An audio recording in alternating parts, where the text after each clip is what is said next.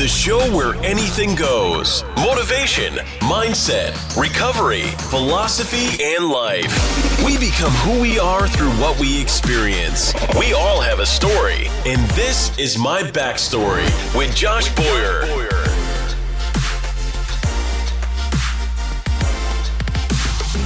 And we're live recording now. And here I am in Sunset, Texas with Tina Hurley. And so it's kind of cool how with social media, I meet like a bunch of people like, through social media. And one of my buddies was like, hey man, I really want you to reach out. Actually, my cousin reached out to me first and was like, hey, I want you to hit up this girl and see if like she'll be down to do a podcast. It'd be totally cool. And so I think I had reached out to you or sent you a message, and like you probably don't see like probably 70% of the messages you get, you probably don't see. Like I get messages from people, I don't see them for a while. It goes in the requested and I never click it. And then it's like, dude, that person's trying to send you a message forever and I just didn't see it. But anyway, I sent you a message, and then Jonathan Klein hit me up and was like, hey, I can reach out to her, like I guess your brother, right? Yeah, my brother. Yeah. So he's like, my brother, or your brother was stationed with him, or they went down range together. And so he was like, maybe I can make that connection for you. I was like, that'd be awesome. And I knew I was coming out here, and then you were out here. So I was like, it was perfect timing. They must be really close, because he's like, give your brother a big, koala bear hug for me. Yeah, for sure. I'm like, sure. You screen these sorts of things. I'm like, anybody that's going to say koala bear hug for my brother, I'm like, this is legit. Yeah, for sure. So this is it's just going to be you sharing your story, like where you grew up, kind of what your life was like, and losing your leg, and how you became an adaptive athlete, and like how you didn't allow that like disability to like take you down probably a negative path that a lot of people would go down. I mean, because it's a big deal. So take it away. Yeah. So I grew up in New Hampshire. I was actually hatched in Boston, just outside Boston. And my dad was in the Army. So we moved down south to Fort Bragg in North Carolina for a few years. My brother came out, and then they needed some assistance with the kids because they had 2 chitlins under the age of 5. Right. So they went up to southern New Hampshire. My dad had a job at the Boston Globe, and he's got 5 brothers, and his father was up there. And so they wanted some paternal support for the family.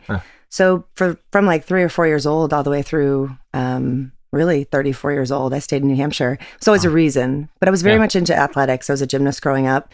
Got into cheerleading like in my early teens because, your body starts to change. And I started peeling off bars and just eating it on beam. And, so I was like a power athlete, but not super refined. And then I got into prep op, which instead of training 5-6 days a week, multiple hours a day, you get to train twice a week. And then you're like, oh, there's a social life and boys are a thing. And then you start to get lured out of the hardcore intensity training. And then I did cheerleading because they're like, oh, you can tumble. So I get into cheerleading, and I get into high school. I actually switched high schools. I had a co-ed team in a local neighboring town, and my dad had just moved there because my parents got divorced. And so I graduated from Merrimack High School, which is in southern New Hampshire. And then I was going to go to college. So I decided UNH would be the place because I had a boyfriend at the time, and I was doing choreography and like very much, defined by my physicality. I was on some travel teams for cheerleading and coaching gymnastics, and all my networking and my entire family were there. And then graduate school came. I had to make a decision after I got an exercise science degree, like what I wanted to do. And it was either, run corporate exercise, start my own gym, or do something like PT or PA school. But PT, you have to have a year of physics. Physics was just, for me, the whole like lever arm and hypotenuses, and never jammed with me. So I actually studied medicine at Mass College of Pharmacy in Manchester, New Hampshire. It was a 2-year accelerated program. And I found CrossFit shortly thereafter. So I graduated in 2010. And all of a sudden, like I'm out at a bar one night, and, I'm like dancing, and I'd been drinking a bit. And one of my friends from middle school, this guy, Sammy, he actually used to wear like tuxedos to social studies in 8th grade because he wanted to be the president of the United States. That's awesome. Yeah, it was really hysterical. Ambition, I like right? it. Yeah, so he sees me in this bar. He's like, hey, what are you doing? I'm like, I'm dancing. He's like, no, I mean like just in general in life. I'm like, wiggling and giggling. And he's like, you got more in you than that. He's like, come into my gym. He just started a CrossFit. This is like 2010 before the huge boom happened. It was just starting to come out.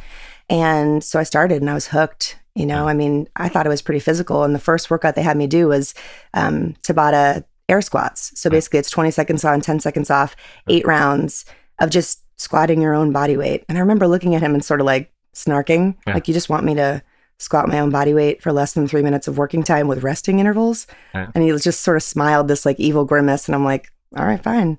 4th round, right? So there's 8. 4th round, I'm only like a minute in. I can't move. But the last round, I got like 1% of the initial number.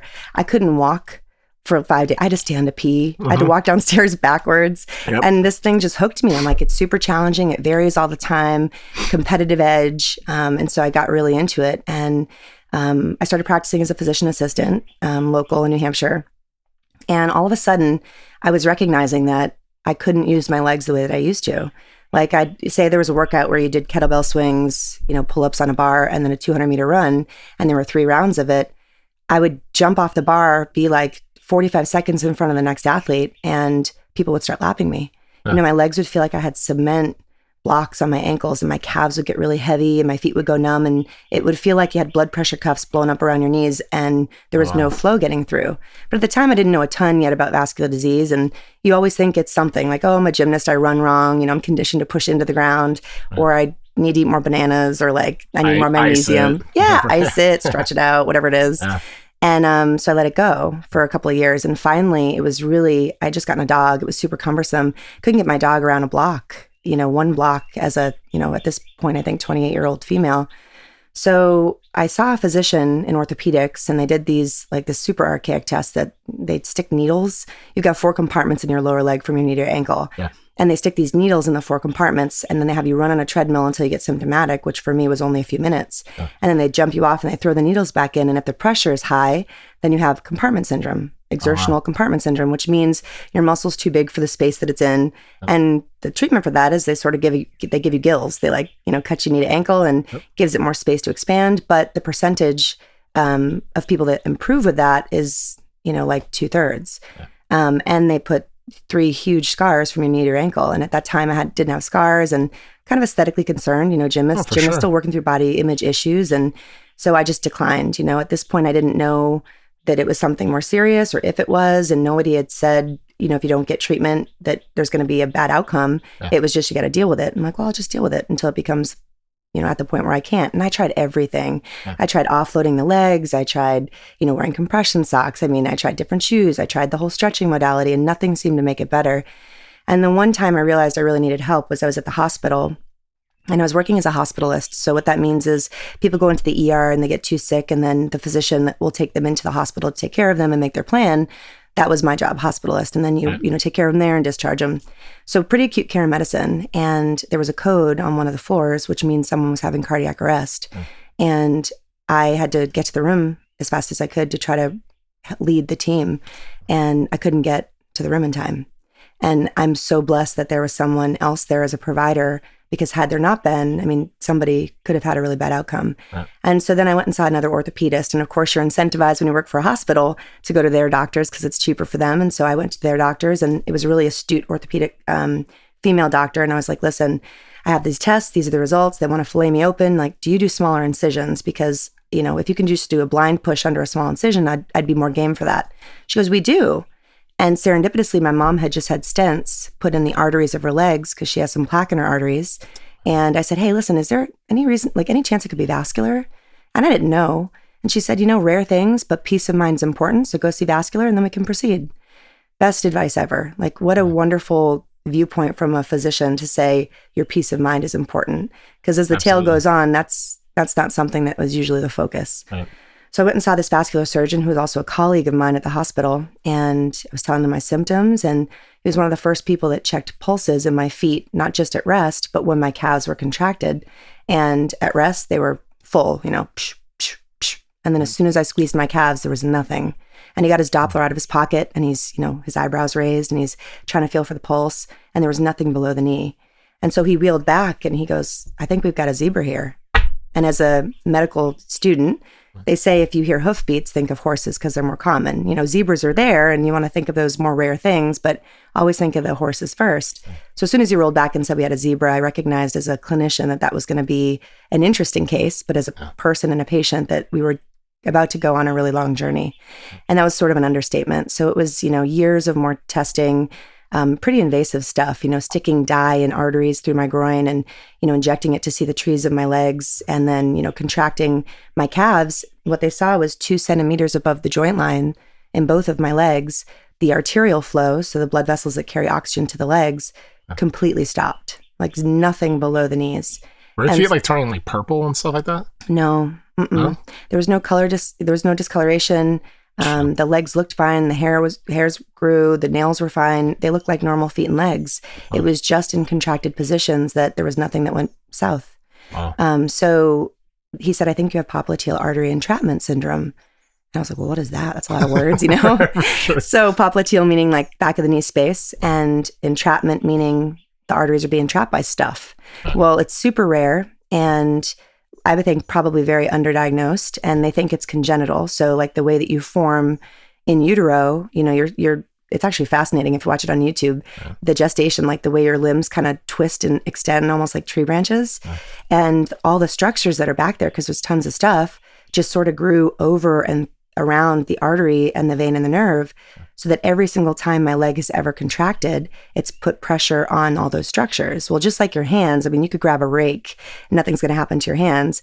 But if you rake a whole yard, you're going to get callus. So over those 2 decades of my life, the artery was getting calloused because it was trying to prevent all that pressure. Yeah. Well, it sort of does itself injustice because it grows in on itself and closes it off.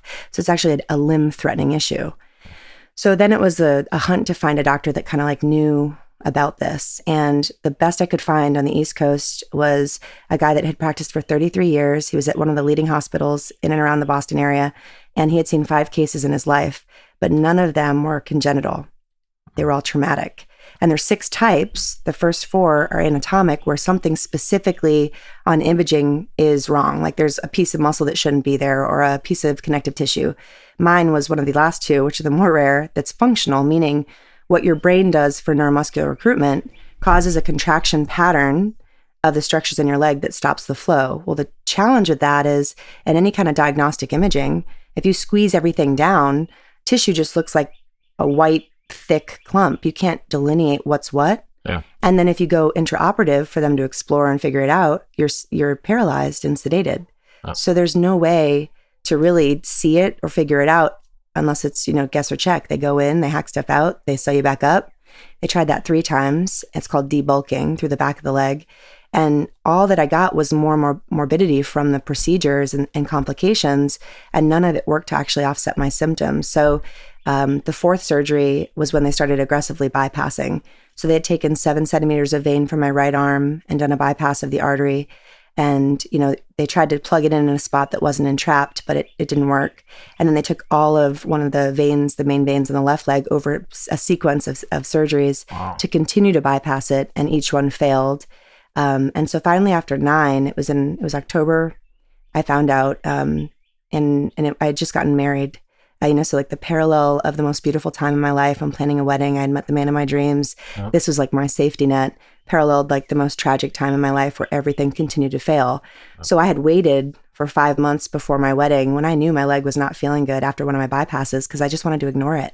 Oh. I just wanted to go on like nothing was wrong and pretend it was going to fix itself and avoid it and, walk down the aisle. Well, 3 weeks before that wedding, I'd gone in for my routine surveillance ultrasound, and they had seen that my graft flow was like, there was no flow getting through it. There was just a trickle. And if it had gone even 3 more days, it would have stopped the flow completely, and they would have had to redo the whole thing or worse. Right. And so they had to take me back into surgery 3 weeks before my wedding. Oh. And they thought they just had to redo the either end of the bypass. They thought the middle was okay. It was just that the 2 sew-in spots were tight. Oh. So they did that, and then the next day they were in the hospital and they did an ultrasound, and there was no flow still through the center, so they had to redo the whole graft. Well, this was 2 days before my bridal shower, so it was 3 surgeries that week, 3 weeks before my wedding, October 2015. And my whole family from all over the country was flying in for my bridal shower. I had this beautiful white tulle skirt picked out. I had found it on Pinterest. I'm trying to live my best life and still do the things that I want to do and not let this steal more joy and experience for me. And so I begged them, it was 2 days post-op. I said, listen, can I get home, please? I have a bridal shower in the morning. I'll behave. I'll be good. And they said, if you can get off IV pain meds and transition to oral and show that you can ambulate around the halls and you're safe, we can let you go. And I'm like, great. I did everything. Just popped the pills, jumped out there, showed PT that I was a rock star, and I'm ready to go. Oh. Well, I was in such survival mode in planning the wedding and, just trying to cope. And my coping was avoidance, that I didn't actually deal with what had just happened, all the trauma that I'd just gone through. So the morning of my bridal shower, I was sitting there and, I stripped down to try to get, I had to sponge bath basically because I had a big vac, like a wound vac on my leg. Yep. And I just looked down at myself and I had the tool skirt up on a door. And I just looked at the tool skirt, which represented to me the epitome of like what my wedding day and bridal shower is supposed to be like what my life should have been, like what it could have been. And I started to grieve and have a lot of self-pity. And for one of the first times in a long time, I just doubled over and like just bawled. And I think I jacked my blood pressure because I felt a pop in my leg. You know, of course, I'm naked in the bathroom at this point. I feel a pop in my leg. The tubing starts filling with bright red blood. I'm actually hemorrhaging from my leg. So I throw myself on the ground in a position of shock. I scream for my to-be husband at the time, who was a SWAT operator. He had tourniquets everywhere. My stepdad, of course, is living with us at the time. So I scream for him. He runs over. He's got his hand on my femoral artery. He yells for my stepdad. My stepdad runs in. He teaches him how to kneel on my femoral artery while he goes and gets a tourniquet. They thankfully throw a towel over me. And then they evacuated me and took me back into surgery. And I was able to walk down the aisle 3 weeks later, which was a huge feat for me. But a month later, the graft was down again. And that's when December 22nd, I had seen the surgeon in follow-up, and he said, we have to talk about limb salvage. Right. And this is the first time I'd heard it, as a patient. I talked about it as a provider, but that's just such an objectified way to say you're about to lose something that you've had on you for 30 plus years of your life. Yeah. And he said, so we're going to do some, palliative measures between now and when you're ready. So we're going to go in with a balloon and open it up, and it'll give you a little bit of time, but it's not going to be long. And then, you're going to need another opinion and maybe a leg amputation. Wow. I mean, it just rocked my world because at the time, yeah, totally. I mean, I had also transitioned from, as a PA, physician assistant, you can make lateral moves and you get on the job apprenticeship, which is kind of the beauty in it. Yep. So I actually had transitioned from acute care medicine as a hospitalist into vascular surgery and wound care to be an advocate for myself and my mother, which is a double-edged sword because I knew enough to advocate for myself, but I also knew enough that I knew what was happening. I knew the standards of care, and I knew what I was in for.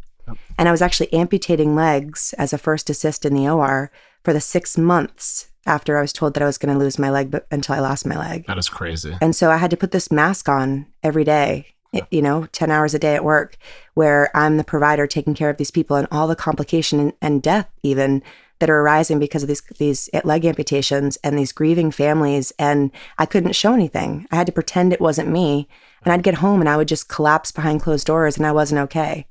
And so, through a long process, I found a doctor that was going to do a special amputation called an Hurley, where they actually take the specimen side of the fibula, the lower bone. They turn it around, they make a U of bone so you can kind of weight bear on the end more.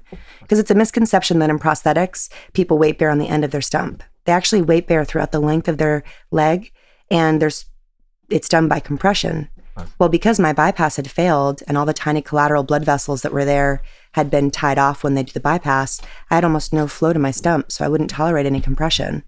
So we had to try to get fancy with this amputation, and I found a guy in Connecticut, and I go down there, and before I actually went down there, my community and I threw a farewell foot party. That's funny. I had seen it in one of the Boston Marathon bombing was actually, it paved the way for a lot of excess measures that hadn't been in place before, a lot of extra centers of excellence, a lot of foundations that hadn't been there for amputees formerly, and also a lot of young local people that had stories that were similar to mine that I could start to relate to. And so the adaptive community was starting to grow since that time, which allowed for me to kind of start to follow some of these people leading up to the amputation. And one of those stories was somebody tried to just make it jovial. Listen, I'm obtaining and gaining quality of life here. Right. Yes, it's tough and it's going to be a really rugged life, and I'm opening this Pandora's box. I'm not even sure what's inside of it, but what it is going to be cannot be worse than what it is right now. Right. And so I did all the things, I squished 20 pounds of grapes in a bin, so I knew what that felt like under my foot. Right. I walked on sand. I walked on coal. I know that's silly. I walked on blades of grass and ocean and zip lined with my shoe off, and, made foot molds and danced to Footloose the night before. And I did all the things I could do so cool. to gain closure. Yeah. And, my mom washed my foot for the last time the morning of my procedure, which was kind of tough for both of us because, she was the first person that had ever washed it, and so here we are 30 gosh, this is 3 years ago. So, 32 years later, sitting there on the edge of the tub in silence, looking at each other going, man, we don't know what we're in for. Yeah. Like, we're going to do it together and we're going to be okay. Yeah. What version of okay, we're not sure. Yeah. And, so I had the amputation and I woke up in the morning and even though I was prepared as you could be, nothing really prepares you for waking up with the sheet flat where your foot used to be. Right. I mean, it's so profoundly weird, and you're so medicated at that point, you can't really process. And you're trying to be strong for the people that are around you because everybody's just looking at you in fear and they're uncertain. I mean, it's a loss for everybody. Yeah. And so you're just trying to do this brave thing. Well, about 36 hours after, the nerve block started to wear off. And the nerve to my leg had been so ischemic, lacking in blood flow for so long, that it started to discharge impulses that created these massive calf cramps. Yeah. And I had no ankle to stretch it. Right. So they had to get me on all these meds and nothing was controlling it. I mean, I was literally sweating through my sheets in my gown. I had pustules all over the backside of my body from just laying in pain sweat. Yeah. And so they finally put me on a ketamine drip and I got delirious because the meds were just so heavy. Right. And I tried to get up and run for some reason out of my bed. I don't remember why. And I fell right on the stump and the flap that they had just made and pulverized all the tissue. And so 6 weeks later, they had to go in and debride it, scrape out all the dead tissue and put a big wound vac on it. Yeah. Well, I was going to follow up from that procedure in October 11th, exactly 1 year and 1 day after my wedding. And I came back from my doctor's appointment that a friend had taken me to, and all my husband's stuff was gone. And he had chosen to leave. It was too much. So here I am in a 3-floor house with 2 dogs, a wound vac on an amputated leg, blowing spit bubbles. I'm on so many medications, right. On 60 acres of conservation in the middle of the woods with the winter about to start in New Hampshire. Right. I mean, you could have taken all my limbs, but the loss of my marriage without any warning took whatever piece of carpet I felt I had under my foot and just ripped it out from underneath me. Yeah. I mean, I gave up for like 3 weeks, and I laid in bed. I mean, I was viscerally affected. I couldn't eat. I couldn't sleep. Because I couldn't eat, I didn't have the strength to crutch around my home. Right. So I was calling neighbors to come take care of my dogs because they didn't think I was home because I just didn't want anyone to see me. Family's calling, my best friends are calling. I'm hitting end on every phone call. I'm not responding to any text messages because I just don't want the world to see me this way. Right. I don't want to be shown as broken. I don't want to be shown vulnerable.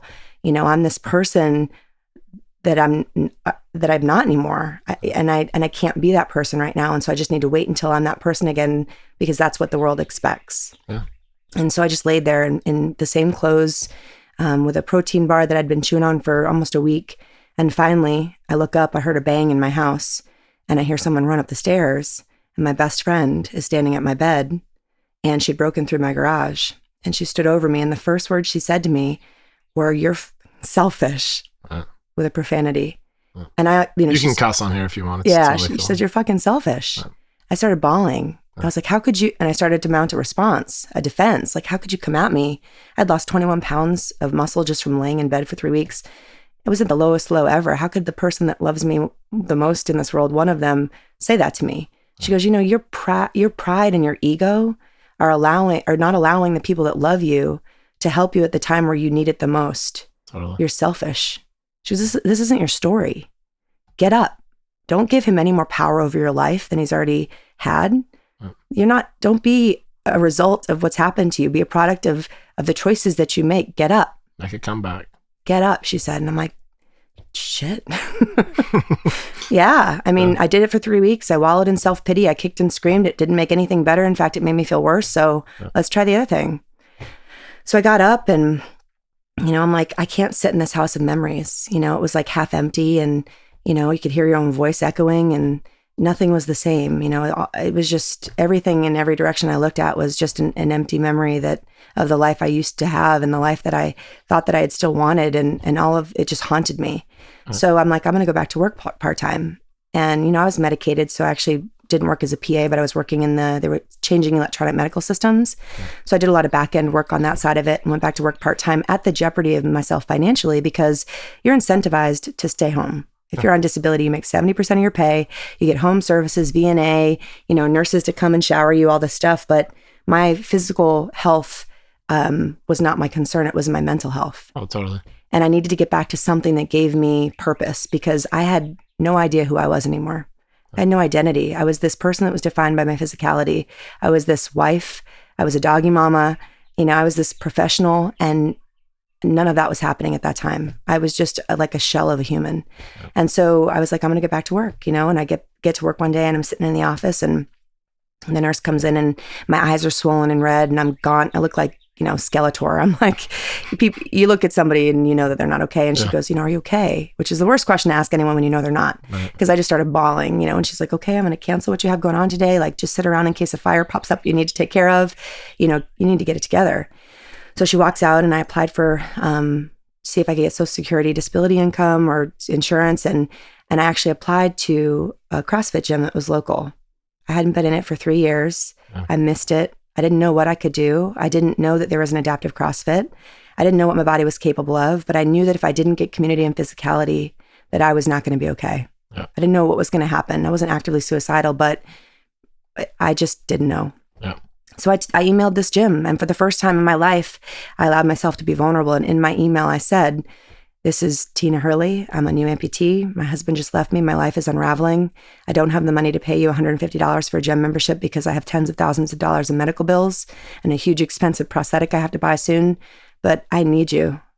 And there were 4 owners, and 2 of them got back to me within 10 minutes, and they said, just get here. And as soon as I walked in on my first day or crutched in, there was a wheelchair athlete that was there, a girl that has spina bifida. And she was training for this thing called Wadapalooza, which I knew to be an able body competition in CrossFit. So I get to meet her and I'm cheering her on through workouts. And this company does an adaptive version of CrossFit. So they put out workouts that are in 3 categories: seated, lower extremity, and upper extremity adaptation. So it gives folks a feeling of being able to do the opens and participate, which for me, having done it as an able body, opened up this competitive venue that I could partake in again, get like my groove back, find my mojo, so I'm crutching around, I'm doing workouts on my knees, I'm swinging from bars again, I'm swinging from rings again, I'm making friends again. I'm starting to get back some of that identity. Like, okay, my leg is gone, but my life is not over.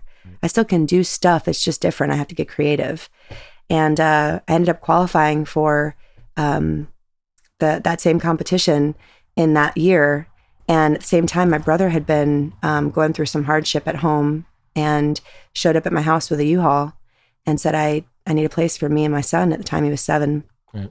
And my brother and I had been close, but from a distance. He was in the Marines and my whole family were vets, so I'm used to siblings and family members being all over the country.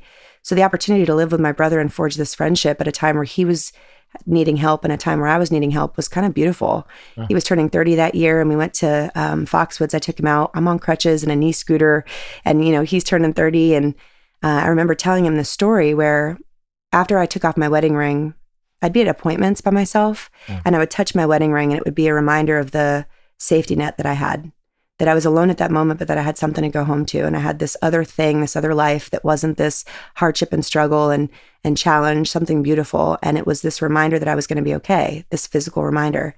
When I took that off, I felt like I needed something to replace it that was indicative of the fact that I was my own safety net and that I had the strength inside of me that I thought that I was getting from other people, even if I was faking it a bit till I make it, Yeah. And I was at this artisan fair and I had just been gifted a bracelet that had an arrow on it. And I used to be an archer.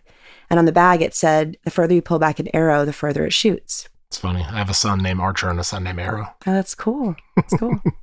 And I just had to throw that out there. That's awesome. Yeah. And so then I'm at this artisan fair and I see this, like from across this field, I zoomed in and I see this silver plated necklace that had 2 greater than signs sort of on the side of the silver plate.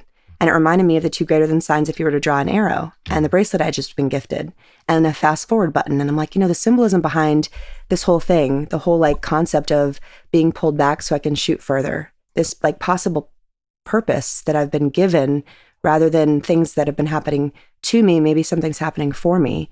And also the concept that just hang in there because there's a fast forward, there's a next chapter that's going to be better. It has to be better than what it is now. But also the fact that I felt like I was being fast forwarded emotionally, physically, spiritually, because of what I'd been through. And so there was just so much wrapped into this greater than sign.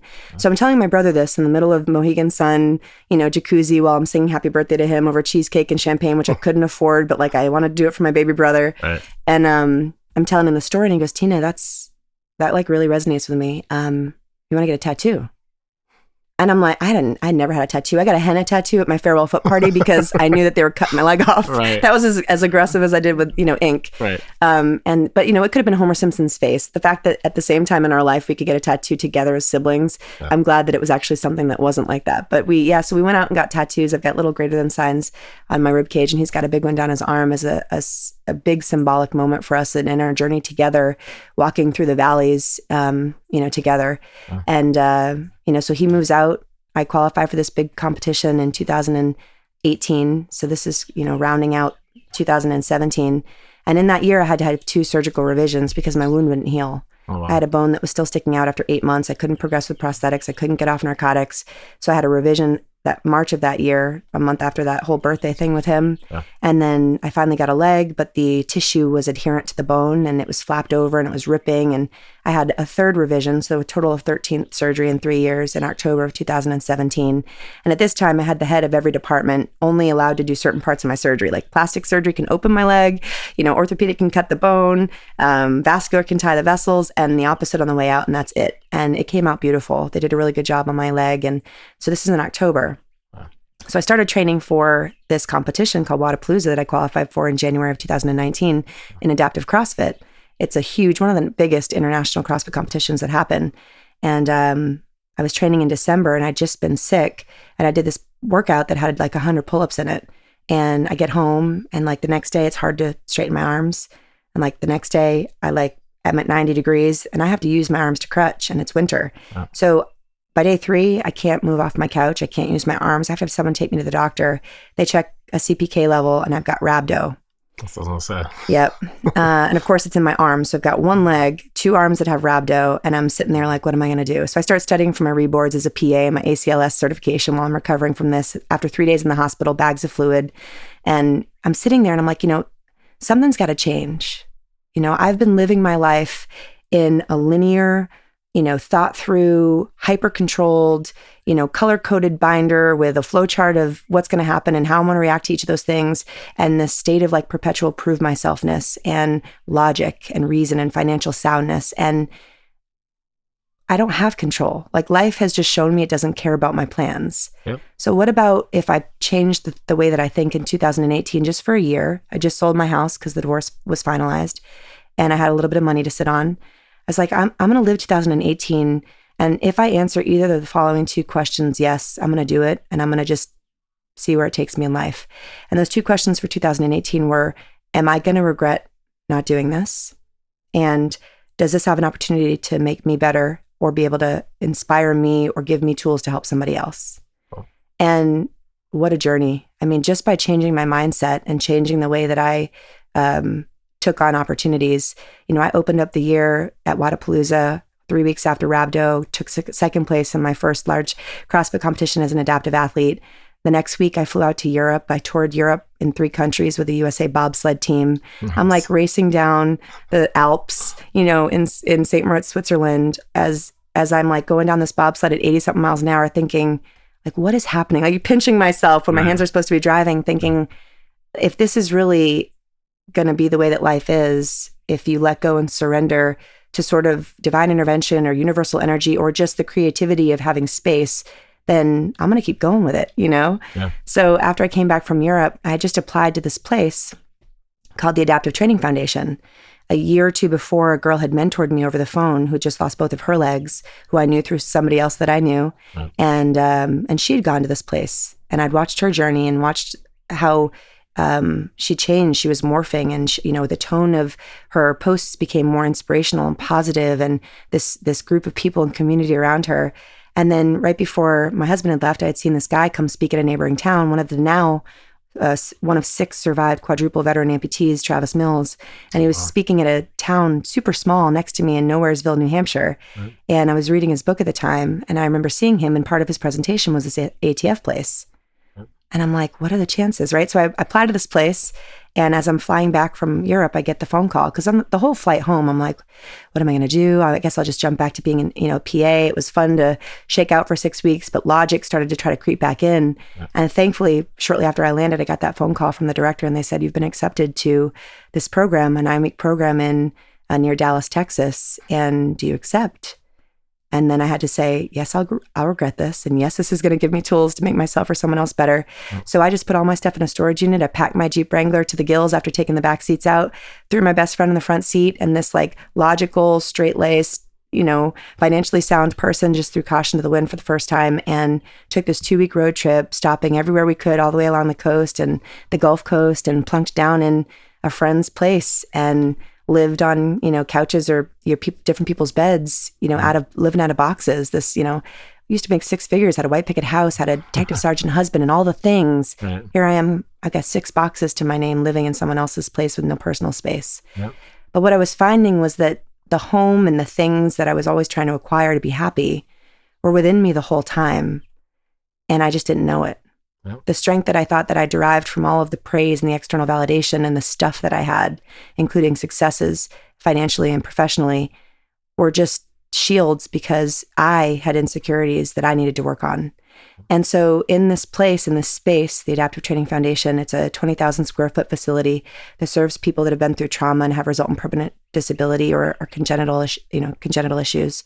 And more than 50% are combat wounded veterans. And for the first time, I walk into a space where in every direction I'm seeing people that have a story as bad, if not way worse than mine. Yep. I'm not this unfortunate case, this isolated person amidst a bunch of able bodies that give me pity. Society treats you so broken that it's hard to not feel broken. Yeah. In this place, there is no pity.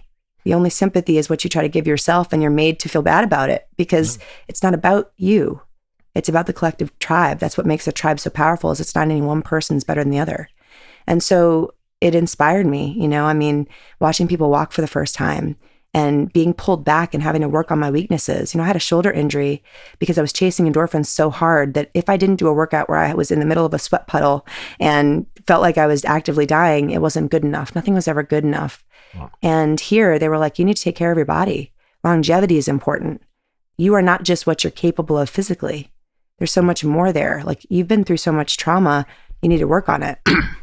And so I got vulnerable and I got pulled back and I worked on stuff. And after 9 weeks, I graduated from their 9-week program. And I remember sitting up there just being in awe of the fact that this place that I'd watched over social media for 3 years, that I drew so much inspiration from, that got me off the couch some days and that, kept me smiling and looking forward to my future because some other people could do it. I didn't think I had that in me, but other people could do it. And so maybe if I got around the right people, they could help me be a fraction of that. And here I am standing at this podium watching this guy, David Vorbora, whose vision had changed all these lives, whose image I had seen on social media, on Ellen DeGeneres and all these places, giving me a hug and presenting me, a patch of completion. It was such an out-of-body experience. I was so grateful to have. And so the plan was to go home, right? All my stuff's in storage in New Hampshire and I don't really have a place and my money's dwindling down and I couldn't leave. I'm like, I feel compelled to give back. I feel like I've got skills as an exercise physiologist and a medical clinician and now an adaptive person that's been through the stuff that I can maybe pay forward some of the kindness that these people have shown me and help somebody else achieve. And what I was finding was, in the midst of still obtaining some personal glories through, exercise, I went to Power Monkey Camp and was doing flips again on my prosthetic and trained with the USA cycling team at the velodrome at the Olympic Training Center in Colorado, won the International CrossFit Adaptive Games in my division. And I remember sitting on top of the podium, I didn't feel the thing that I'd always felt before. Yeah. That sense of overwhelming accomplishment. It was paling in comparison to the feeling of giving people things that made their life better, the service piece, the humanitarian piece. And I found my calling. I was like, it feels better to serve than to be served. Right. And to fulfill myself. I've been so self-centered and in such survival mode that I haven't been able to check the pulse of everybody else. And what I'm recognizing is, in giving to others, I get so much more in return than if I just give to myself. So I volunteered for 2 of their 9-week classes. And not a dry eye in the place on a number of occasions. One of the ladies I was training, I watched her jump rope for the first time after having a massive stroke, and just watch her sit there crying because she never thought she could do that. And I remember being that person doing a box jump in their program, being like, everybody achieves things they never thought they could do. There really are no limits except for the limits that we tell ourselves, or the limits that society tells us. I had been a medical provider that had told cervical quadriplegics they were never going to walk again because I read it in a book and I heard it from a doctor that trained me. Yeah. And I had those words plus interest shoved back down my throat because in every direction, people in that place are defying medical science daily. Yeah. The volunteers and the staff and the people that are in that facility give so much of themselves physically, but also just compassionately and emotionally, that it makes people realize their true potential. Yep. I wanted to be part of that. And so there were these slogans that were on the shirts that people had raised for money for fundraisers for all my athletic stuff. And, we made the shirts, and on the front was the event stuff. And on the back we needed to put a slogan. And so someone asked me post-op when I was a little loopy. They're like, hey, what do you want for back of the shirt? And I'm like, well, I don't know, this is my third revision at the time, or, second revision, third amputation. And I'm like, man, they just keep taking leg. But like, I feel the opposite issue of the Grinch. Like my heart keeps getting bigger, Right. I'm like, what about less leg, more heart? Like kind of has a nice jingle to it. And everyone's like, yeah, less leg, more heart. So it was on the back of shirts for fundraisers for me. And I started talking to one of my mentors who's now on my board. And I was like, these are the ways that I feel as a medical clinician, I cannot provide support to people. And these are the ways that I feel that people could really benefit from having decreased suffering. It's the socioeconomic strains, it's the financial strains, it's the non-needle, non-opiate, non-surgery types of wellness-related items that they can't purchase because their medical bills are too high, the holistic approaches to care, it's the peer mentorship, it's the medical advocacy, it's the, home services, trying to coordinate getting your meals prepped and your house cleaned and your dogs taken care of and the lawn cut and your kids taken care of and the dump taken out in the midst of your grieving makes it so that everybody in your community and the people that are your support system are doing for you. They can't be there with you as much to actively mourn and grieve and get to acceptance because they also need to do it. Yep. And you're so busy wearing masks so they think you're okay that you have delayed suffering. Yeah. It's prolonged. And so why don't we just put that all together, and that'll be a mission of this thing we'll call Less Leg, More Heart. And we'll try to raise funds to make the best of it, provide hope by giving people those things that I didn't have. Yeah. And all of a sudden, I had this board of people, 6 plus myself, that are incredible, that stand behind the mission, that Motion did not take a penny from this process, this business moving forward, that really believe that what we're doing is going to make a difference. And I didn't know business. I was a medical professional. I'm not someone that understands LLCs or nonprofits or corporations or and so I surrounded myself with people that knew more than me. And I got more vulnerable and honest with the fact that I didn't know, but I had this mission and this vision, and people started believing in it. And I started doing this networking, and people were listening, and I started doing public speaking and a bunch of podcasts, and people were giving good feedback and writing to me from across the country, even the world, saying, thank you for opening up. I also have popliteal entrapment. And I'm like linking in with this rare disease because my story is coming out there, and, people are getting off the couch because of it. And there's this interest in my story because it's doing something for someone else. I'm becoming that person that I watched before in those videos. Yep. Wow. Like how I didn't know I had that. Yeah. And so it was this process of self-actualization and this recognition that there was something much greater than myself, that I had just been gifted as a purpose. And so we put this together. I did all the paperwork myself and, submitted it as a corporation, and, started really hitting the ground running at the end of last year, December and January of this year. And in Q1 of this year, tax exempt pending, mind you, no active bank account until this week, we were able to get more than $6,000 of goods and services into the hands and homes of people with disabilities by just direct goods and service provider to person connections. And it's incredible to be able to give back. It's incredible to get a bunch of people and volunteers into the process of giving back and help them feel a portion of what I feel when I'm able to do this for other people. And it's not a personal victory.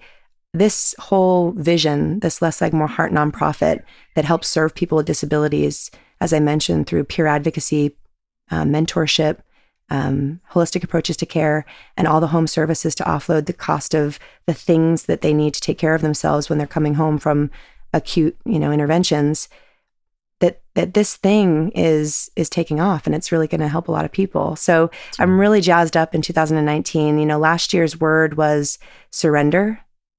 I surrendered to the will of the wind. I let it blow me wherever it needed to, and it blew me into an amazing spot.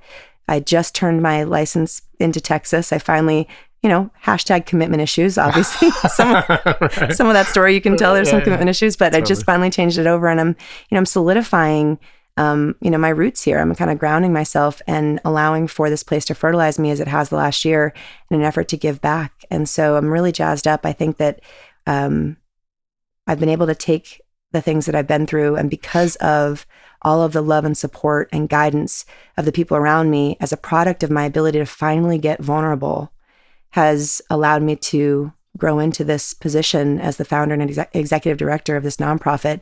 And as I mentioned, this is not a me thing. This is a collective mission, and only because of the community support and the love, like I said, that people have bestowed upon me. And I'm just so blessed. I feel there was a pastor that I think he was on a game show, and he was like at a final stage where he was going to win money or he would like lose it all. Right. And the guy is like, "Oh, are you nervous about your decision?" And he goes, "No, man, I'm," and he goes, "I'm hashtag," with his fingers up, "I'm hashtag too blessed to be stressed." That's hilarious. I'm too blessed to be stressed. Things are not rainbows and sunshine all the time. I would be doing people a disservice by saying that. Every day's hard, I don't have blood flow below my knee in my prosthetic leg. The only way to fix it is to amputate above knee. But because it's in both of my legs and my right leg is slated for the same fate, I'd rather keep my knees and just, have to stop often and pop my legs off than go above knee on both sides, because it's a lot harder there physically. So, there's an ominous future. But what I've recognized is that by always being anxious about what could come, you deprive yourself of the beauty of the presence, of the present, of the presence that you get in the present. And it's a kind of a wonderful moment of awakening when you recognize that the happiness that you've always been reaching for on that next rung of the ladder that you never actually get, right? You're always waiting for that next thing, is always right in front of you, but something has to stop you. Some major trauma or some major life event has to stop you so that it actually opens your eyes, or it changes your lenses so that you actually can see that it's all around you at every moment. Yeah. You have to just pause enough to appreciate it. And really, gratitude, which is what this whole process has taught me, even at the most basic level, gratitude is genuinely the catalyst for a positive mental attitude. If you can just wake up, even when you're in pain and your prosthetic isn't fitting well and you're hurting or you feel isolated or lonely, if you can just find things to be grateful for, simple things, listening to the birds chirp outside, waking up with air in your lungs, getting a phone call from a close friend, being a mentor to somebody, that it can renovate the entire way that you think during the day. But it's a muscle, you have to practice using it. And I'm not perfect either. I've got my days. I was just telling my friend that's driving with me today to a fundraiser for my nonprofit right after this that, last night was a hard night for me. There was a big award ceremony and I had nobody there as my plus one. Yeah. In your head, that's where you go. Should have called me. I was there. I would have gone. I know I should have. Dang. Day late, dollar short, right? In my head, I started to go down that rabbit hole. I have no one to share it with. Yeah. And, am I unlovable? Am I unworthy? Am I, all these things that start to resurface, when in reality, everybody there is my plus one. Yeah. It just because I'm going and I'm showing up by myself never means I'm actually alone. Yeah. And that all of those things that I used to identify as when I was disfigured and acutely abandoned are not what defines me. Yeah. And so, you never get to a place of acceptance and gratitude and prosperity and you stay there. Life is a circle and little events will pull you down and you have to just be able to find that moment where you can, it's called the second pass theory. Your mind's going to always go to that first pass, that place where you feel sad or you feel depressed or you feel lonely, but you have to have that second pass where you come in and you go, actually, that's not reality. That's your emotionality. Nothing is good or bad, but thinking makes it so, Shakespeare said. Yeah. And so there's what happens, and then there's the story that we tell ourselves about what happens. And that story is totally up to us. Absolutely. So it's about talking to ourselves while those things are happening, recognizing that it's happening, and then rewriting what it is that our story is in our head. Because that's what projects your best self. That's what pulls your shoulders back and stiffens your upper lip and lights your eyes up and allows you to connect to the people that are around you and right in front of you at the moment. Because really at the very core of everything, connection is what it's about. Life isn't finishing about, with 10 fingers and 10 toes. It's about genuinely recognizing the best version of you and the best way that you can serve people in life, what you can give back. Living with love and legacy is what it's about. It's not living with legs. Yeah. So it's been a really wild ride. It's freaking awesome. Where do you see it going? Like, what's your plan for the foundation? For the nonprofit? Yeah. So I don't take anything from it. So it's not like a self-sustaining model. It's just something that, I do on the side. But I see it growing. I mean, we're bi-state operational, New Hampshire and in Texas. And, I want it to get as big as it possibly can, and get as many volunteers involved and as many committees involved as possible, because the more funds that we have, the more people we can help. And the more people we can help, the more people they can help. Yeah. And the more people they can help. I can't change the world, but if I can change people's lives in a small way and allow them to fill their cup up, or they're inclined to go fill other cups up, then we start a ripple effect that starts to spread so far outward from ourselves that our impact is much greater. Yeah. So I want to just keep spreading it, keep giving to people that want to give to people that want to give to people. And just do the best we can to fill in the holes. I don't have any delusions of grandeur, but I want to make sure that people know that Less Leg, More Heart is a resource if they're struggling. If they're a person with a disability, or if they're a person that is supporting someone with a disability, or somebody even in the community that has somebody that they know that has a disability and they're not sure really how to go about, approaching them. It's about inclusion. It's about making things less awkward. And the way you make things less awkward is by not being awkward about it. And the way you do that is by education. And so a large component of this is going to be educating. I'm going to be working for a prosthetic company here coming up soon, doing business development, to learn as a lifetime consumer of the product, and also someone that's advocating for a lot of amputees. We do all disabilities, but amputations obviously are one of them. I want to learn as much as I possibly can and help to be proactive to the issue instead of just reactive. Like, instead of just making legs for people, let's talk to physicians about the importance of collaboration up front.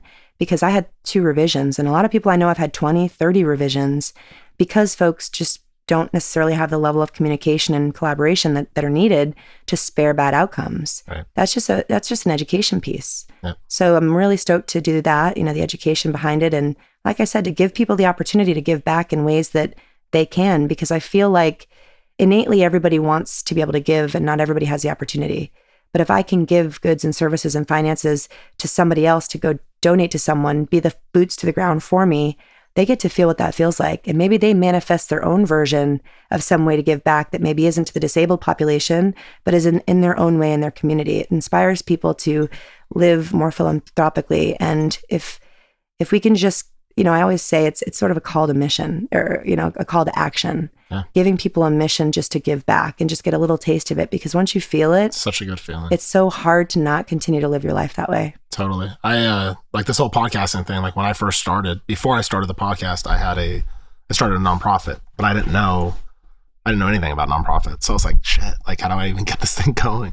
And my mission was really, I wanted to help other disabled people, because I've had 6 back surgeries, and like, I came back from every one of them and like still got back to a relative normal life, if you will. Like, I have pain every day. I have things that happen, but I don't let it get me down. I just keep going. I still hike. I still do stuff. I'm still like trying to stay as active as possible.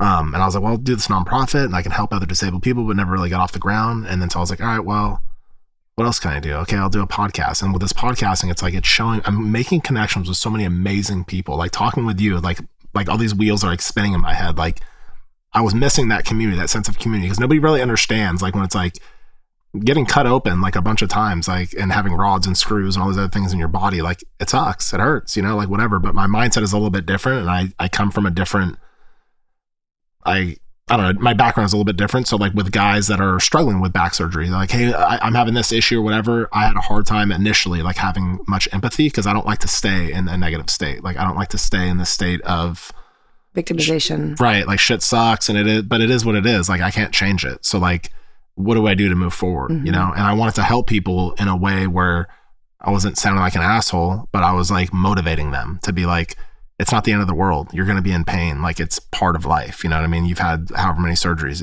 it's part of it, you know? Kicking and screaming isn't going to make it better. So, no, right, not just at your all. outlook is.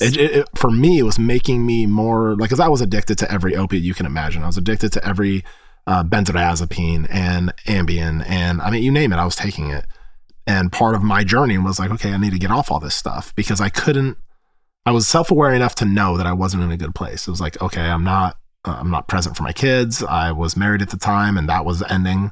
And I was like, this is terrible. Like, I need to really like sort this stuff out. So I quit it all cold turkey, which was not a good idea and I mean, it was a good idea for me, but I wouldn't advise other people to do that. I'm not a doctor. Benzos can be life-threatening if you stop it abruptly. Yeah. So, and I was on it for 9 years. Wow. And so I had like 3 seizures. Yeah. It was the worst year of my life. Like after that, like terrible. Nonstop shaking. I felt like I wasn't even in this world. Like it was like an out of body, like felt like I was living in a dream. Your brain chemistry was just totally fucked. Mush, yeah. Yeah. So I had a brain scan, and they said, oh, you have delta slowing in your temporal lobe. So like that's concurrent with having epilepsy. I was like, I don't have epilepsy. I was on benzodiazepines for 9 years and quit it all. So like, this is the result, I guess. Maybe my brain just needs some time to rewire itself. And I don't know where it stands now, because they wanted to put me on more medication, and I was like, no, I'm not taking it. I love the educatedly non-compliant. Right. As a medical professional, they wanted to operate on my other leg last year. And in the same way as you, I'm like, until this is a Mr. Deeds foot, no one's touching it. It's kind of like you. It's like, we're going to find out more, but I don't want to proceed in that direction until I absolutely have to. And so I'm going to educate myself, but I'm also going to be able to make decisions for myself. Right. And sometimes that ends up being the best thing for people, whether that's, negative or positive medically, if it's the best thing for your mind and your life at that moment, because all you can do is the best you can in the time you are with the tools you have, and have no regrets about it. Yeah. And it all started because I felt like I didn't want I don't want something holding over me. Like, for example, I mean, it's kind of silly probably sounds silly to some people, but I really wanted to go down to Peru and do an ayahuasca ceremony. I felt like I needed to do that to get my mind healed or whatever. Because I had a lot of like, what is that ceremony? So ayahuasca is the key ingredient is dimethyltryptamine. Oh, okay. And so it's this is for like PTSD and anxiety, depression, opiate addiction, like all kinds of things. So I was like, well, maybe I'll go do that. I was really scared about it because I'm a control fascist, like I'm just like, I need to control everything in my universe. And that was like part of my problem, like part of my problem currently, like just trying to control things. I'm just trying to let go. So like you said, surrender. Yeah. And one of the things that it said on this website I was reading was that you couldn't go there and do ayahuasca if you were taking any psychoactive drugs. And I was like, shit, I'm taking everything. Yeah, it's the car going by. Sorry, guys. We'll edit it out. It's all good. So I was like, all right, well, I guess I got to get off all these drugs. And that was kind of not only my life falling apart, but also the fact that I was like, I had something holding over me that I couldn't, like, it was the catalyst to make you change. Like you had to, if you wanted to do it. Yeah. So like, I just quit everything. And like I said, it was bad, whatever. But it shifted my mindset. I realized at that moment that there was nothing I couldn't do. And so when I had this last back surgery last June, it was the craziest one I ever had. Went through my stomach, then went through my back, 12-hour operation. There's like 4 wedges, I think, in the front, and then 2 rods and 10 screws in the back. And I did it all without pain pills. Like I recovered. I did the pain pills when I was in the hospital that they gave me, but then when I left, nothing. Because it's got to be terrifying. Yeah. To go back through a surgery, that you have a propensity to hypermedicate, and then all of a sudden someone sends you home with a big bottle of them. I mean, that's got to be so scary. Yeah. I still carry them in my backpack, like with me, like it's right behind me. Wow. With the seals still on them. Wow. I haven't even opened them. And I do it like as a reminder that like, I got this, like I'm good. Yeah. That you're in control of yourself. Right. And some people say I'm crazy, like people that I've talked to that are like gnarly addicts as well, were like, dude, why would you do that? Like, that's insane. And I was like, well, I mean, it makes me feel powerful. Every day you're testing yourself. For sure. And you have the proof right there every moment that you're stronger than your addiction. Right. So I get up some days, like there's days where I'll get up and it's like, I can't feel my feet. I can't feel my legs because the nerves are completely shot and I'm in excruciating pain. And it's like, well, what do? Well, I can sit and dwell in this pain, or I can try and find ways to fix it, So like whether it be a cold shower, a hot shower, icing my back, putting heat on my back, stretching, doing this, that, the other thing. And there was all the things I wasn't doing because I was scared. Like I found that I was like very fearful. Like deadlifts, squats. Like I hadn't done them since like 2004. Because everyone will tell you too not to do them, right? Never. They're like, never do that. You have a full infusion. This is terrible. And then I was going through the whole disability hearings, nightmare. It was crazy. They were like, sit on a couch in a dark corner on antidepressants absolutely. or all your coverage will be revoked. Yep. So they were threatening to cancel like my long-term disability. My long-term, once you're done the story, I'll tell you about mine. Yeah. They are such bullies. Yeah, it sucks. So they were like, we need you to, the first thing they told me was that I was required to go and volunteer or something to get myself back into the workforce. I said, I'm not comfortable doing that. Like, you don't understand. Like, every day is different for me. So like I do as much as I can, but then I'm laying on the couch icing my back, or I'm taking a nap, or I'm doing something to keep my mental state and like my physical, like how I feel. So where I'm not falling apart. And if I'm at a job, I don't really know if that's going to work out for me well. No. And so the long-term disability people were like, well, you need to go apply for Social Security. And they hired the attorney. They did everything because they want me off their books. And they're like, there's no way. The attorney was like, there's no way they're going to approve this. Absolutely not. You're too young, 37. At the time I was saying 35 or 36. And they approved it. So the judge basically had me go do a nerve conduction test on where they stuck the needles in my legs. And yeah.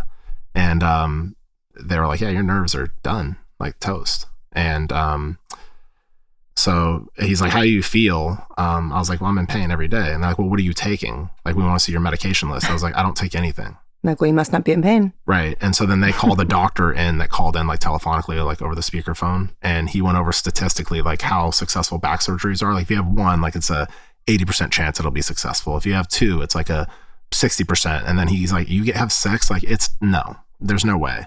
And so he's like, are you in pain every day? I was like, absolutely. And he's like, if you like basically said, if you guys don't approve this, you're ridiculous, Good. And so they did. And it made me feel very weird, like very like, yeah, just weird. I felt like I was cheating a system or something. Mm-hmm. Well, because you were bullied into believing that you were trying to make a case for a disability that you were exaggerating. Right. And so I've been searching for like community, searching for like people that understand. That get it. Yeah, that understand. Because it's not in no way like I'm not cheating anything. Like the facts are the facts, but I will not sit and wallow in self-pity. I just will not. And so funny that you say these things because I've been battling the same thing myself and it's not talked about enough. So I'm happy that you brought it up. Yeah. So as standard protocol, if you're out of work for more than 90 days, your long-term disability kicks in. It pays you 60 to 70% of your pay. Yep. But the long-term disability carriers don't want to pay you the full amount. And so they'll say, go apply to Social Security because you qualify for long-term disability. And if it looks like it's going to be a long time, they don't want to have to open their purse strings that much. So you apply to Social Security. If you are disabled and valid reason, Social Security will give you whatever percentage is appropriate for what you've paid in or whatever their algorithm is, right? Yep. And then long-term pays you less that amount. So say just for example, to make it easy, say you get $3,000 a month and that's 60% of your salary. Then long-term says, well, because Social Security is going to pay you $1,500, we're only paying $1,500. Correct. So they save their pockets. So I was getting some money from both sources for all of, for all of the beginning of last year. Yep. And then what I was doing was I opened my social media up to public because I'd just gotten a couple of sponsorships because of my athletic endeavors, which mind you were from my hips up, nothing leg related. Right. And I was starting to post. I was getting some coaching on branding and posting stuff about like Tina living her best life, rainbow sunshine, smiles, look at the things I can do, the one major deadlift, and then turn the camera off, rip my leg off, lay there with tears in my eyes and not be able to walk for 3 days. Yeah. Or do a box jump and all of a sudden rejoice in the amazing feat that I had just done, being able to jump up 20 inches after 13 leg surgeries and have people scrutinize that maybe that's what I do all day is just jump on boxes, even though that was on 30 milligrams of oxycodone and I couldn't walk for days. And so you get this video resume, right? Or this visual resume on social media, and that resume people can look at because it's public. Yep. So long-term started to look into it. And I got a phone call in August of last year from this bully robot. Yep. And he said, so Christina, we just want to request medical documents because we need to update your file. I'm like, well, I'm only 6 months into my disability. Social Security said that I'm good for 1 to 2 years before reevaluation. Right. And they said, well, we have a different policy. And I said, well, how does this work? Because, like, do I have to check in with both of you? Or I've never done this before, you know? And they said, yeah, basically. So they got all my doctor's records. They had me have active clinicians fill out forms that all said the same things. Yep. Like, can move legs, is ambulatory, can do small feats of leg endurance or power movements, but cannot sustain contraction of the limbs. Right. And I got a letter in November that long-term cut me off because they said that I didn't meet the criteria for disability, even though Social Security had approved it, and all of my clinicians had said the same things about my impairments. Yeah. And so I'm actively fighting against it. It's absolutely insane. So they tell me that I owe them back money, right? So they're bullying you into submission. They tell me I owe them back money, and that, and then they send it to collections. So you start to get calls from collections. And so most people would just get terrified. They'd pay the money and then they get back to work. Yep. Well, if it's not safe for you to go back to work, or it's not the best thing for you, why should an insurance agent that's trying to save their pockets bully you back into it? Right. I mean, the whole system is terrible. Yeah. And I'm so thankful that I've stabilized and I'm able to get back to work here soon. But if there's anyone that's listening and listening to both of our stories, you know, get representation as soon as that happens, because you have rights, and these people are trained to save these insurance companies money at the jeopardy of your physical and emotional well-being. Right. I don't know how they sleep at night, but it is a big issue, and I'm really glad that you brought that up. Yeah, it made me like I was like running scared. Like I didn't want to post certain things on my social media, even though like same thing here. My goal was like, I want to help people. I want to show people that like things like the limits you put on, like you said, you put on yourself, like those are the limits that you're limitless. Like go out there and kill it. And how could anyone ever think a 5-second post or a 10-second video is going to represent your entire 24 hours, right? That'd be preposterous. Right. So why wouldn't you do it? Yeah. So they were doing the whole like, yeah, you need to go back to work. You need to do this. You need that. I was like, no, I'm not doing that. And then same thing when Social Security kicked in, there was like a back pay or whatever. And then the insurance was like, oh, you give us that money. And I'm like, dude, this is, it's insane. The whole thing's crazy. I've recently got to the point now where I just don't care. Like, I don't care. Well, because you can't control it, and it's maddening. You know, it doesn't make sense. It's illogical. It's immoral. Right. You know, somebody acutely grieving that is disabled, that has a narrowed bandwidth, and their fuse is already shortened. Now you're going to add to their plate with financial and, you know, issues. And one of the biggest stressors for us in life in general is our primal needs, right? Food, shelter.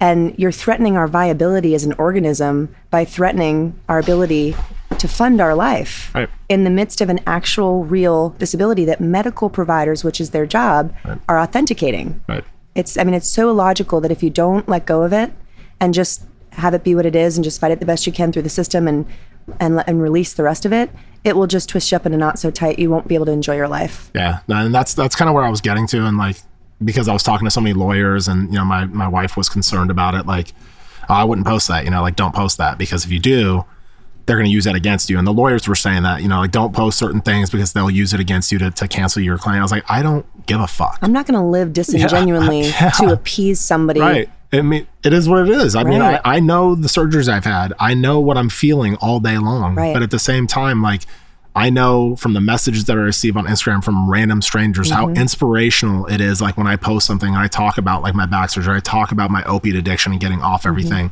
and I'm posting these things, it's helping people. Right. You know, so it's helping everybody but your case. Right. Exactly. You know, which is a bummer. It's a bummer, but at a certain point, I don't know. I think I'm going to make the right connections where it's just going to be a non-issue. Like I just don't care. And I did the same thing. I'm like, I went to one of my mentors and I said, do I stop putting the things up there that I'm proud that I achieved and that make me feel authentic and validated and that can help somebody else? Yeah. And they said, are you willing to risk the money? And I was like, you know, money, you can make money, you can lose money. I would rather be scraping by and providing some kind of a light for someone than sitting comfortably and denying myself the opportunity to live authentically and to help people. Right.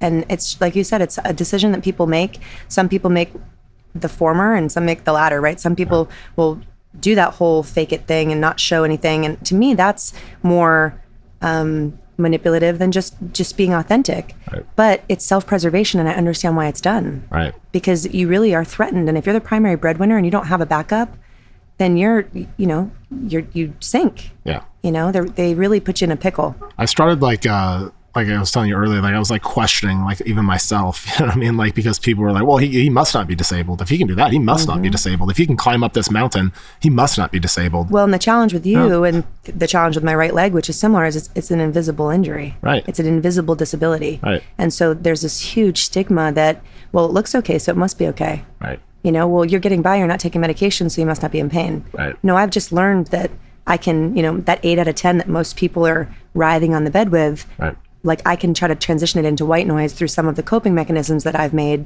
right. where other people haven't spent the time to be able to transition into that. Yeah. And so because I've adapted and because I've really put a lot of time into figuring out how to live my best life despite my adversity, like I'm penalized, or my pathology is lessened to other people, or you have to prove it. And at some point, like you said, you just have to show your colors and be who you are and not let anyone else's opinion or these oppressive forces like long-term disability, dampen your light, or try to muffle the voice that you finally found that's helping other people. But it's a bold move. It is. And I just was kind of like even entertaining, like, oh, maybe I should just go back to work, and get like a 9-to-5 job just so I don't have to deal with the scrutiny all the time. I don't have to deal with this like over the shoulder, like, oh, they're going to come to get me, if I post this thing or if I do this or that or whatever. There's people watching me. So they sent me a letter in the mail that they had been videotaping me. Like they had been like following me with PI. Like following me with a camera and like taking video. And I'm like, are you kidding me? Like that's such a, like, to me, it feels like such a violation. Like, I don't know what else I need to show you guys. Like, you've seen all my medical records. You've seen my MRIs. You've seen my x-rays. You've seen everything. Like, you're going to videotape me? Like, well, because I picked my kid up and put him in the car. Like, that's against, like, I don't meet the criteria now. And what's funny is the money that they use to fund these PIs probably would have been the same amount that they could have just paid you to live for that month. Yeah. So I don't get it, but I don't need to get it. I just think that more people, I'm glad that we're talking about it because I think a lot of people are in that same spot, in that same boat. I've done probably a dozen podcasts in the last 1.5 years, and this is the first time that this has been brought up because the people that have been interviewing, I don't know, have the same situation or can relate to this. And it's something that we haven't spoken about. And I think that a lot of people can relate to this, and people that don't have the circumstance in their life may not even know that this is a background pressure. I mean, there are so many, when I talk about socioeconomic pressures that surround and just cave people in that have disabilities, it's this kind of stuff. Yeah. Add this huge weight to the already crumbling pile of human under the weights of their medical and their physical and their emotional health, their marital strife, the lack of identity, put all of those things together and then add this threat to their ability to live financially. And this, like you said, this crisis where people are now scrutinizing themselves and thinking, am I a valid disability? Like, am I embellishing? You start to second guess yourself and lack that confidence to just authentically be you and do the things that bring you joy in the moments that you can, knowing that it's the minority of the day because the other moments are stolen from you because of your disability and pain. Right. It's awful. So I'm so thankful that you brought it up because I'm hoping that more people will start talking about it once they hear this. Yeah, for sure. I do too. I'm going to ask you a couple questions that I ask everyone that comes on. And that is, and I apologize for the background noise. I don't know what the hell, where it's even coming. We got some airflow. There's like an airflow, but I have it off. And I'm like, dude, where is that coming from? I don't know. All right, Pat, you're going to have to edit that out, bud.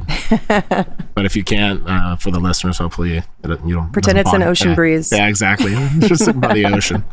I'm going to ask you a couple questions. So the first one is, if you had one person or one book or both that inspired you the most your entire life, whether it be in what you're doing now or whether it be just life in general, what would that book be? Who would that person be and why?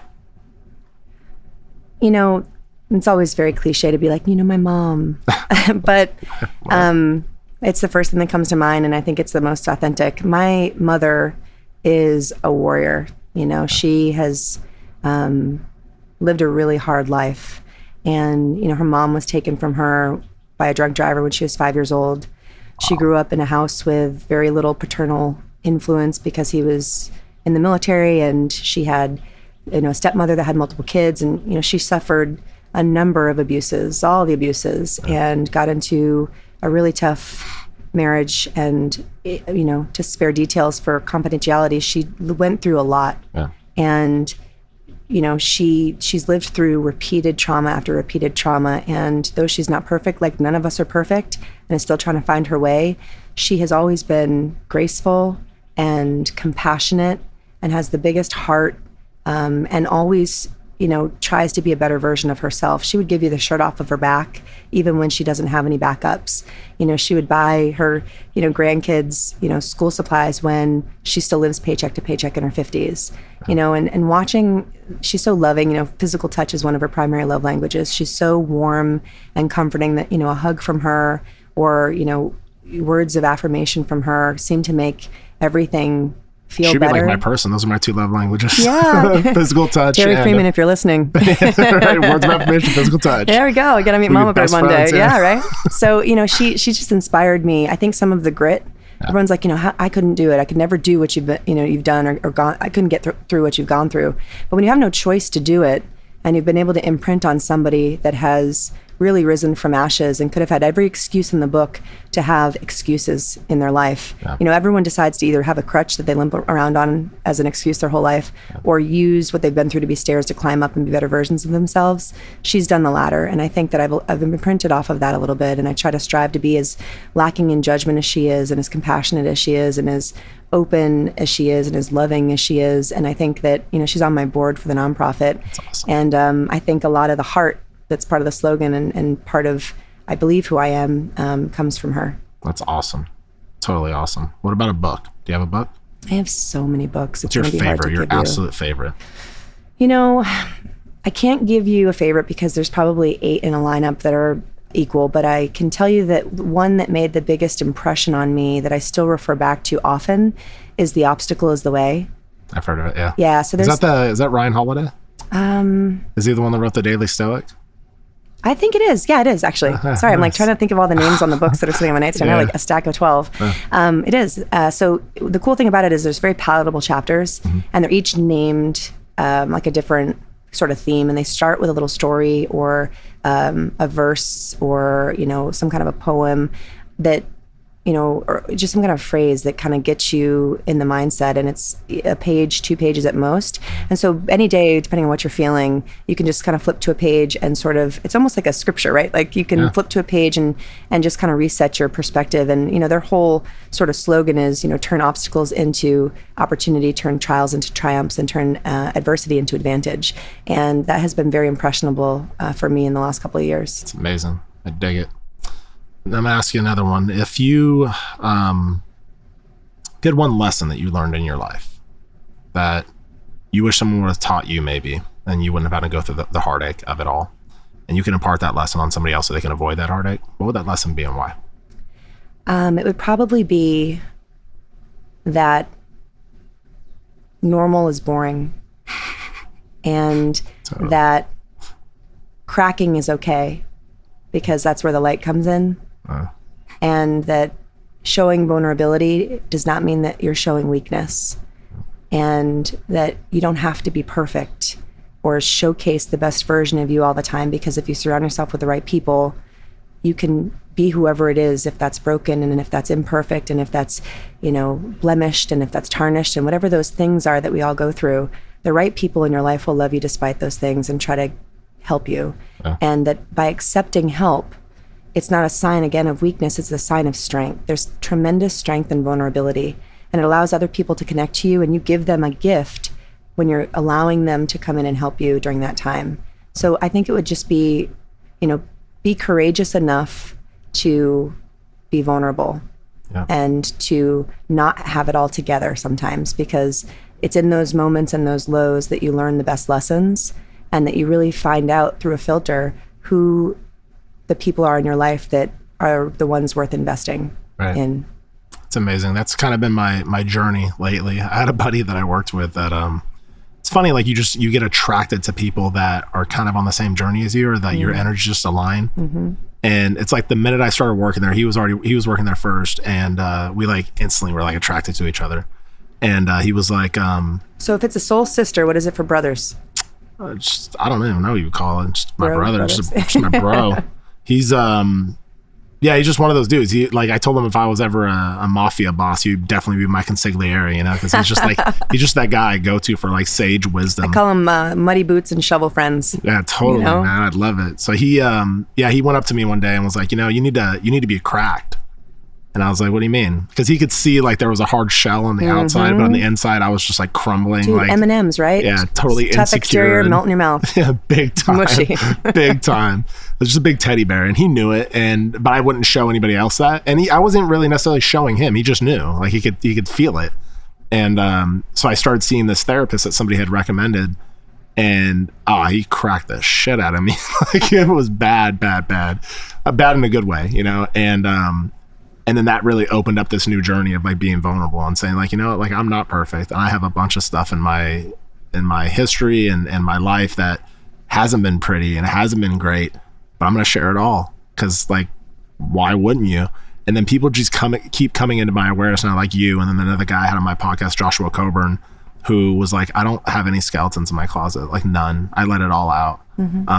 Because he feels like, he's like, I should run for office, because like nobody has anything over me. Like I let it all out there, and like. Well, you stop being ashamed of the things that you feel portray you in a negative light. Right. Because you recognize that the only negative piece is the scrutiny and the judgment from others. And the ones that are judging and scrutinizing you are not the ones whose opinions you should care about anyway. It's totally true. And I felt like I spent a large majority of my life was like in shame and guilt of like the past or things that I even in the current, where it's like, I was thinking about things where like, why am I thinking that? Or why am I being, it's like, just be you, man. Just be totally you and be authentic, be cool. And the more that I'm doing that, the more amazing people are like coming into my awareness. I'm like, dude, this is so rad. So what you're like explaining is being kind to yourself. And that's like, I was toying with that being the thing I was going to say to your last question is being kind to yourself is really hard. We're our worst critics. And, if you're not feeling great or you're not doing something good enough or you feel like you could be better, going in and then just beating the shit out of yourself because you're not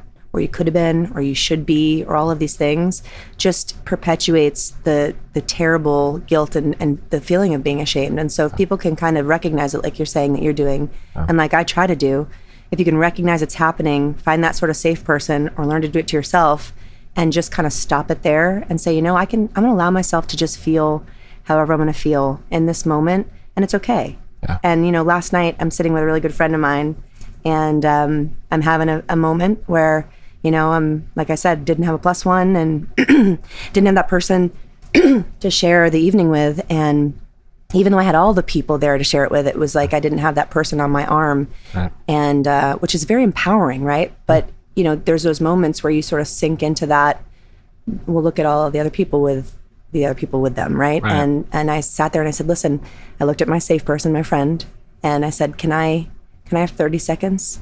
I just need to get some self-pity out. I only want 30 seconds and then I'm back.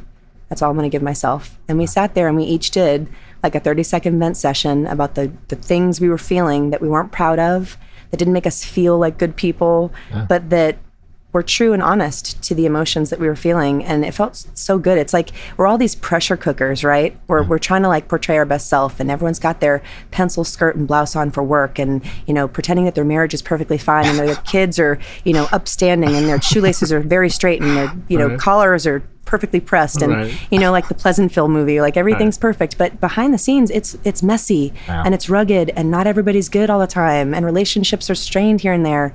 And you're not doing anything good by pretending it's okay. You're just this pressure cooker that's going to explode at some point. You just build this satchel full of resentments that at some point weighs you down so heavily you can't move forward anymore. That's what happened with my marriage. Yeah. Well, instead of that, like hit that release valve, like find that person, or even if it's you in the mirror, go at the top of a cliff, hike a mountain if you can get up there and just yell. I did this in Colorado. One of my friends just lost both of his legs in a car accident in August, and I was going to Colorado shortly thereafter. And my goal was to get to the top of one of the peaks in Colorado. And thankfully, you can drive mostly to the top.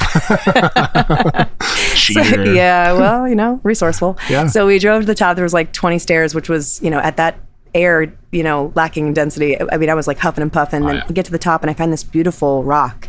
And I was going to bring the rock to him and, tell him symbolically, trooping through all of the rugged valleys and the thorns and all of that, just wait until you see the beauty of the mountain you're about to climb.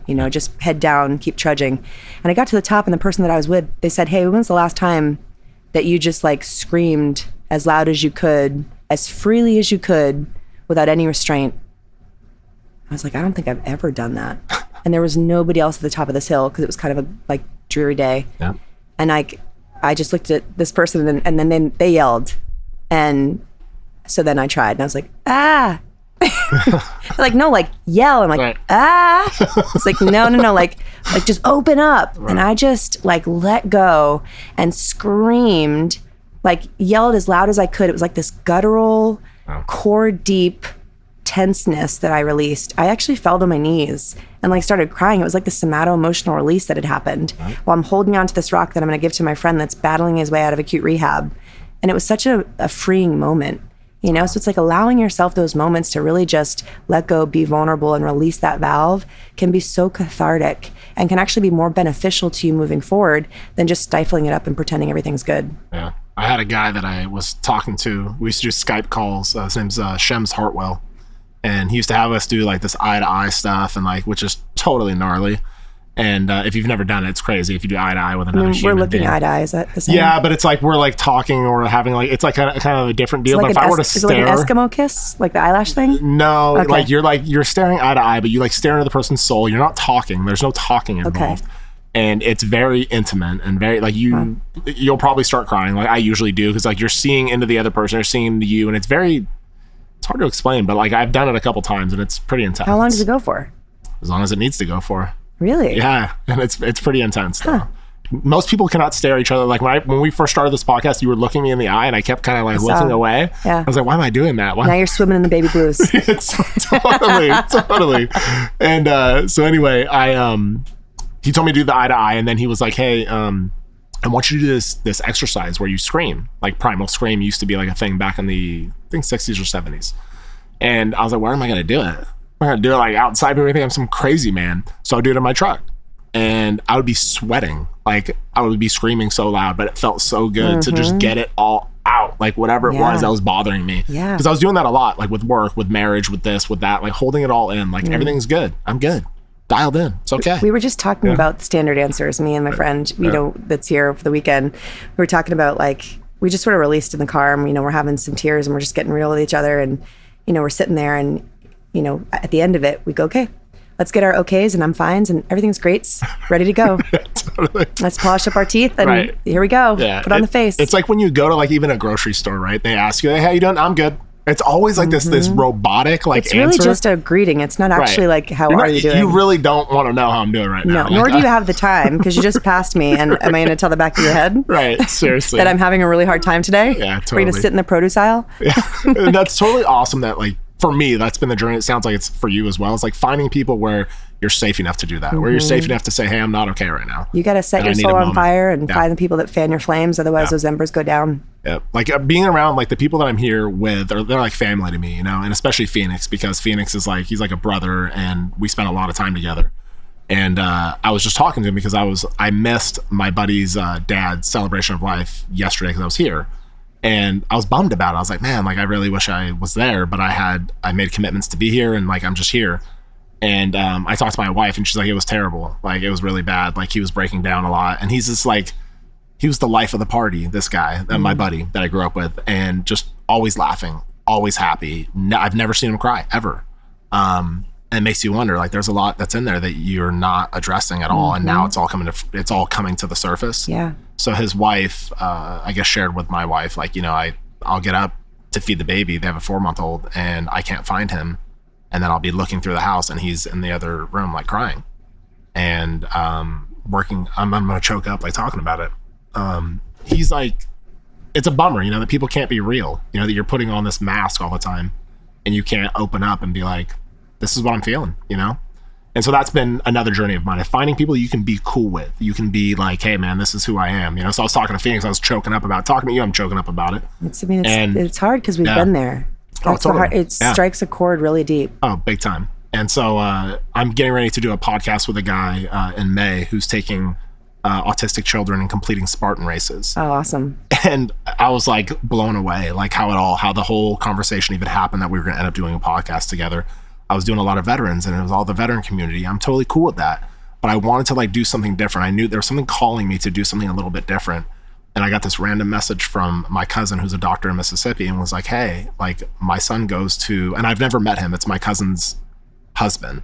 But I've never met him because I don't go to Mississippi that often. That's where they're from. And he's like, hey, I want you to meet this guy. Like my son goes to school at the Black Mountain Academy. There's this guy there that takes these kids and they do Spartan races and this and that, whatever. I want you to enter. And I had just had the conversation that I wanted to take it kind of in a different direction. That is so funny. And I get that message and then I call him and like, of course I'm in tears while he's telling me the story. And I'm like, oh, that's my passion. That's like where I need to be. And then I'm talking to you and I was getting fired up, like listening to you. Cause it's like, how awesome would that be to be like in an environment where people are all struggling with a disability, but you're getting them to break through. But at the same time, you can be real and vulnerable when you're having a bad day. Yeah. It's the best of both worlds. Yeah, totally. You know, you can break down, you can build up, you know, and I think that's how you form the deepest connections. Yeah. That's part of the magic is when you can see people for who they really are, the broken pieces and all, the pieces of them that are radiant and luminous shine that much brighter because you know the depths of the darkness. Yeah.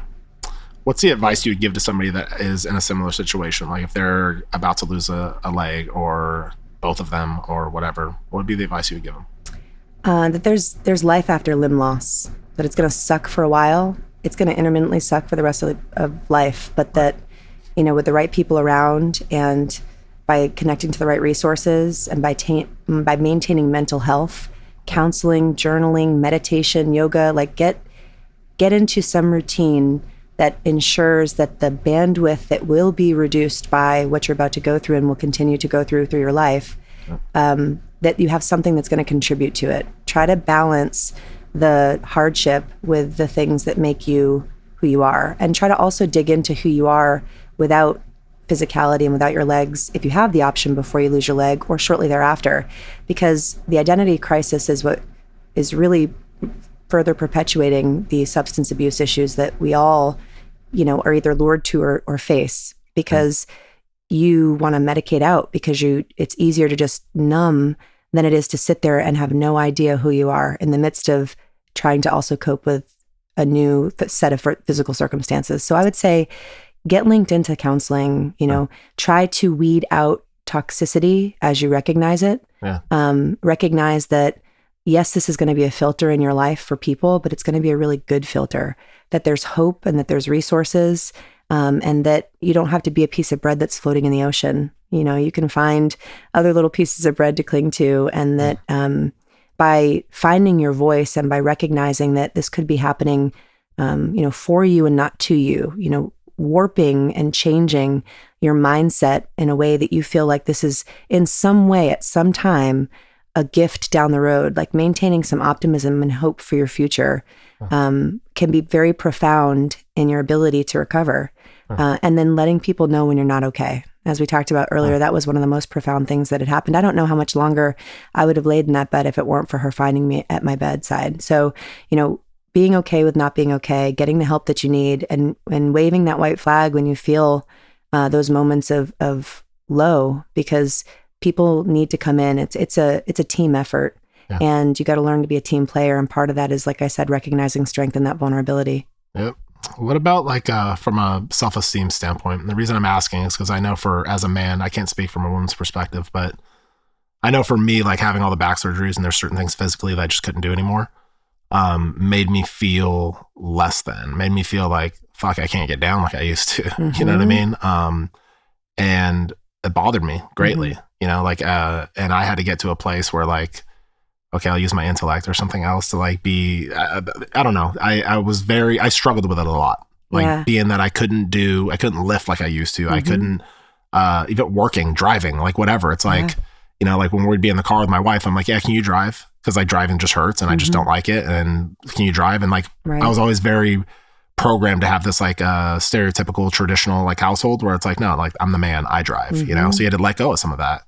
So how did you deal with some of the, that kind of stuff, the self-esteem type stuff? Yeah, you know, I was a gymnast And a lot of body image issues with that growing up. You know, you're striving for a 10, toes need to be pointed. Your body is commented on if it's getting too big in one area. Or, I mean, there's a lot of scrutiny. And then cheerleading, you know, midriff tops and super, you know, short skirts and rah-rah on the sidelines being, you know, oogled by fans, you know, because, so there's a lot of stuff there with body image back in, you know, years and years ago, which thankfully CrossFit took out of me. But it resurfaced that, you know, when the amputation happened, and then my marriage ended. If I had 2 signs, this is like a fun game to play sometimes, not when you're not feeling good about yourself, but if you could have 2 signs, like 2 billboards above your head that represented who you were to the people that were looking at you, the way that you felt, the genuine things that defined you, 2 words, what would they be? And when Dan left, it was genuinely unlovable and disfigured.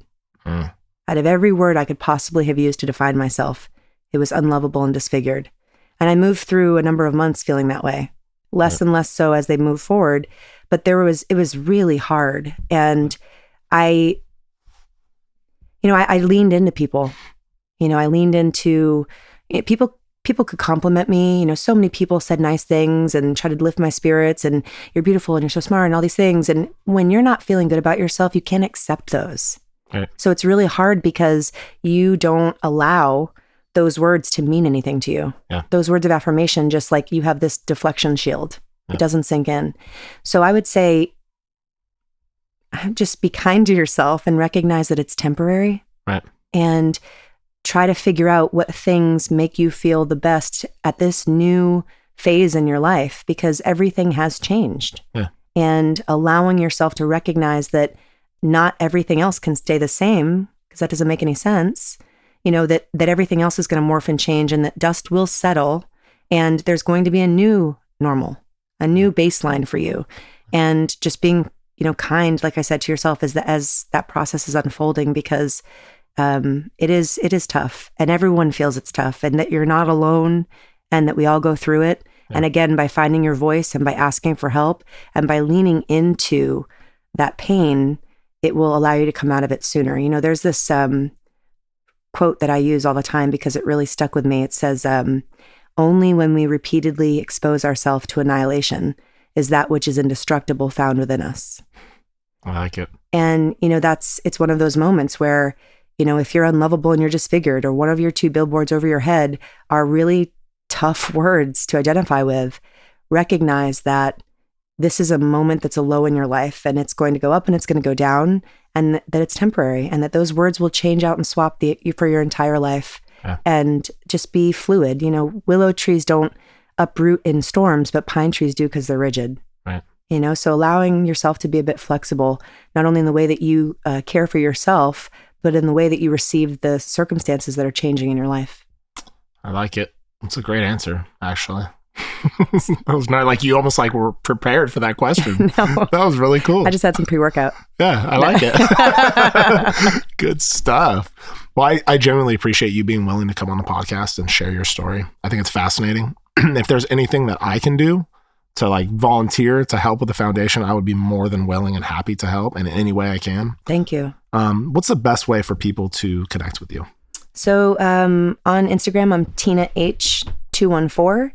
And on Facebook, Tina Godfrey Hurley is my my handle. And the nonprofit, which is kind of where my passion is, it's not about me anymore, it's about other people. It's www.lesslegmoreheart.com. And you can find Less Leg More Heart on Instagram, Facebook, LinkedIn. And I also have a number of videos up on YouTube that I'm growing that will be a big educational platform and a place where there'll be interviews with other people with disabilities, not like a formal podcast setup, but just identifying some of the challenges and struggles, kind of like we did today, for people that not only are disabled to identify with, but folks also that don't have these challenges to look behind the curtain at and sort of see what the other side is living like, to hopefully provide some perspective and to bridge that gap between people that are able-bodied and disabled. Totally. Well, thank you so much. Thanks for having me. Appreciate it. All right. I'll talk soon. Take care. Thank you for listening to My Backstory. Stay motivated and stay connected off the show. Follow at my_backstory_ to be a part of the journey to recovery and to see where your story goes. Or visit us online at hereismybackstory.com.